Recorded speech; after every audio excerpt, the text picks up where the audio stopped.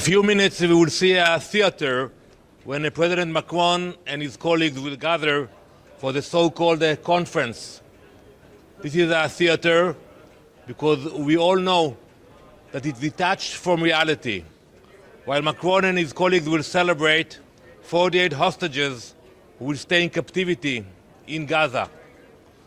We know that this conference it came to life from domestic interests. It is not diplomacy. When Hamas is praising this conference and calling it the fruit of October 7th, we know it's a problem. If a terrorist organization is supporting what's happening here, it's shameful.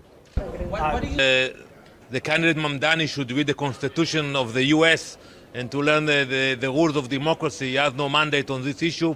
Prime Minister Netanyahu will come to speak here on Friday, and he will continue to come to speak here, even if he will get elected. I'm not getting involved in the local politics. But to President Macron and other leaders, I would say we are disappointed. On October 8th, you stood with Israel. You spoke about the hostages. Today you're moving on. You're trying to leave the hostages behind.